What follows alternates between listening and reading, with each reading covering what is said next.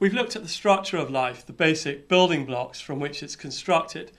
Now let's go a little higher up the hierarchy and look at the structures that are formed from these molecules.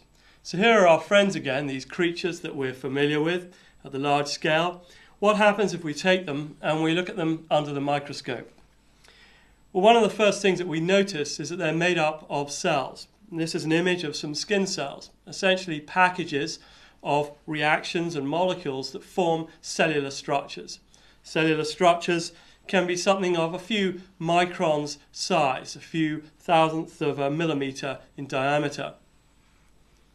And cells are quite complex. If you break them apart, you'll find many functions within a cell that are responsible for allowing life to do its various chemical reactions.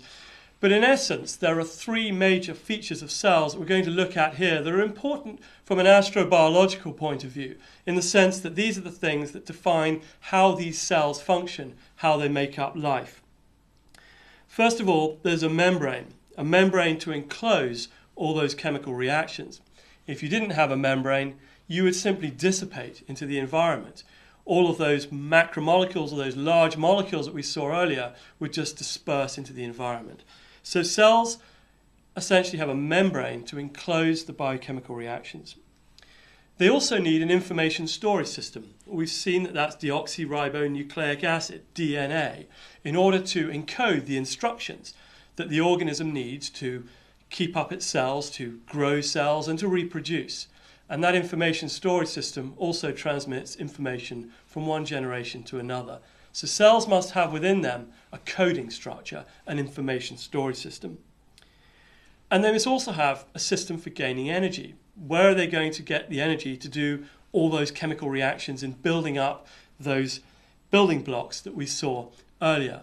And how are those cells going to reproduce? Well, they need energy to do that. So within each cell, there must be an apparatus to make energy.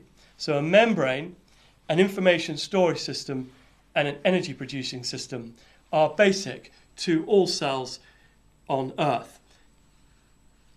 If you look at a mammal cell, you can see here, it's very, very complex. It includes all sorts of organelles. These are other small structures inside the cell that do other things important for communication, for example, between different mammal cells, and for encoding other instructions that allow the cell to move around and do other complex patterns of behavior. But even if you look at a complex cell like this from a mammal, you'll find that it still has those three basic units, those three basic ingredients that it needs in order to be able to function. A membrane to enclose everything, the information storage system in DNA, and a method for gathering energy. Let's have a look at those three structures and think about them in more detail and why they're important for making life work. First of all, let's look at the membrane. The cell membrane is made up of compounds called lipids. We saw earlier how these are building blocks, structures, complex molecules that make up life. Lipids are another type of complex molecule. They're very ingenious because some of these lipids have, as you can see here, a head that's attracted to water and a long tail that doesn't like water, and that tail wants to get away from water. If you take these molecules and you put them in water and you mix them up, those tails spontaneously are attracted towards each other because they're trying to get away from the water, but the heads are attracted towards the water. And as you can see here, what you get formed is essentially what's called a bilipid membrane layer. It's a layer of these molecules that spontaneously forms a membrane in water. And that layer of molecules can form vesicles, spherical structures or near spherical structures that can enclose material inside. So a cell membrane is made up of these phospholipids, these lipid molecules that spontaneously arrange in liquid water. Automatically they arrange together to form these vesicles, these membranous structures that can enclose things within them. Once we've formed a membrane in this way, we then have to form an information storage system, and this is made up of DNA, deoxyribonucleic acid. Let's have a little bit of a look at this molecule and see how it works, see how it functions in its role both as an information storage system but also in transmitting information from one generation to another. DNA has a backbone, as you can see in this double helix, and between this double helix are what we call base pairs. And these base pairs are made up of 4 different molecules. Adenine, that we'll call A, thymine, that we'll call T, cytosine, that we call C, and guanine, that we call G. These are the 4 letters of an alphabet, if you like, a code that instructs the cell on how to make particular molecules. For example, in one cell, if we were to string those particular molecules together, it might read something like AAT, CG, and that might mean build this particular molecule responsible for eye colour. Another piece of DNA might have a different sequence of these letters, GGCAGAT, and maybe that means construct a molecule that's responsible for helping to build bones, and so on and so forth. By stringing these 4 letters together in different combinations, we can create codes of long strings of letters that tell the cell to do particular things. It's a really ingenious code. And particular codes, discrete codes, are called genes. And genes are a set of instructions that tell the cell to produce a particular protein or a particular molecule. So DNA is a molecule in which these 4 smaller molecules, A, T, C, and G, are strung together in a long code and provide the information storage for that cell in order to be able to do its housekeeping functions and make new types of molecules. So you might then wonder, well, okay, that explains how DNA acts as an information storage system.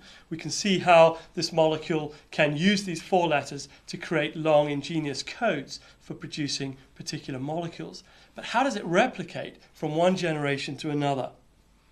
Well, DNA has another very intriguing and ingenious trick up its sleeve. These 4 letters that we've just spoken about, A, T, G, and C, can only bind to each other in particular combinations.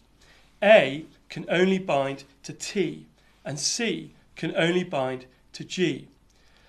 And they bind together to form these base pairs, and you can see a diagram here of base pairs of a long string of these letters on the left-hand side and the complementary bases on the other side. So where we've got a C attached to it, we have a G, and where there's a T, there's an A, and vice versa. And so throughout the center of DNA, there are these base pairs of TA and G and C bound together through the center of the molecule. Let's have a look at what happens if we pull those base pairs apart, if we split the DNA double helix in 2. Well, if we split the double helix in 2, we end up with 2 single strands. And along one strand, we've got that code that we've just talked about, and on the other strand, we've got the complementary code, those letters that previously bound to the other strand. Well, we've just said that G can only bind to C. So if there's a G in that single strand of DNA, the cell knows that it has to bind a C back onto that G. And next to a T, it has to bind an A, and so on and so forth. So if we split the 2 single strands apart, we can immediately synthesize a complementary strand on both of those new strands that are now single strands. And that way, we can generate 2 new double helices, which you can see here depicted in this diagram. So the DNA double helix is split in 2. We've ended up with 2 single strands, and then the DNA knows from that code which of those 4 letters it must bind to the letters already there in the single strand. And once it's done that, it can resynthesize 2 strands of DNA. And this is the way in which DNA replicates information from one generation to another, faithfully replicating information from one cell to another as it divides. And this is how cells divide. And here's a diagram of a bacterium dividing, and the DNA is splitting in 2, the double helix is splitting into single strands that are being used to resynthesize double strands, and as a result, 2 cells can form from 1. This is the basis of DNA replication and cell division. It's what allows our cells to grow, and it's what allows organisms to grow from puppies to large dogs, as we saw earlier in the course. So we can see now very simply how we can enclose information in a membrane and make a cell, how we can use DNA, a very ingenious molecule, to instruct the cell to produce new molecules, and how it can divide. What about energy? All cells need energy to grow and to reproduce, and to get that energy to divide DNA in the first place. All cells contain systems for gathering energy, and there are different types of energy systems. Here are just 3 of them to give you some idea. You and I, we're called heterotrophs, and that means we get our carbon from organic carbon like steak or other types of meat, organic molecules made of carbon. There are other types of organisms in the biosphere, which we'll come across throughout this course, that use different methods of getting energy. For example, the phototrophs, like trees, that gather their energy from sunlight, photosynthetic organisms. These are called phototrophs, literally eating sunlight. And then there are organisms called chemolithotrophs, which literally means chemical rock eater, chemical element eater. These are creatures that can get their energy by eating rocks, and these are confined to the microorganisms. These are literally bacteria, for example, that get their energy by consuming iron in rocks, and these turn out to be very interesting for astrobiology because the chemolithotrophs live in very extreme environments like volcanic environments and deep in the crust of the earth, where there's no organic material to feed them like you and I need, and there's no sunlight, so they can't do photosynthesis. Instead, they live off the energy from rocks. These chemolithotrophs are the sorts of organisms we might look for deep in the crust of other planetary bodies such as Mars. So these are just 3 examples of energy gathering.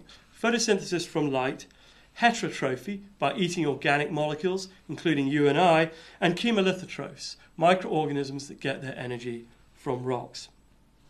This is a diagram of the energy gathering apparatus in cells. We don't need to worry about this, but I wanted to show you it because you can see it's actually very, very complex. The biochemical machinery to gather energy from the environment has an enormous number of molecules involved in it. But at the end of the day, if you strip away all that complex biochemistry, it's very, very simple. It's all about extracting energy from atoms and molecules in the environment to provide the energy for cell replication and cell growth. And you can understand that getting energy from rocks might be biochemically a complex thing for a cell to do, but at the end of the day it's using some pretty simple materials, the elements within rocks that you and I might find outside in our garden. So life looks very diverse and it looks very unrelated. And when you look at it at a large scale, particularly the sorts of organisms that you can see with the naked eye, such as these ones here, it may look like that diversity makes life very complex to understand, and indeed life is very complex. But at its core, it's very, very simple. And what we've seen in this lecture is that the cellular structures from which life is made, the cellular structures built up from those building blocks that we saw in an earlier lecture, are actually common to all life on Earth. Energy gathering, cellular membranes to enclose the biochemical reactions, the biology of life, and an information storage system, DNA, used by life on Earth to transmit information from one generation to another and to encode instructions in the cell. What have we learned then in this lecture? We've learned that life is made of cells. We've learned that cells have some basic features: a membrane, information storage system, and the ability to gather energy, although depending upon the type of cell, it may also have many other organelles and complex structures. But these are the 3 basic building blocks of cells.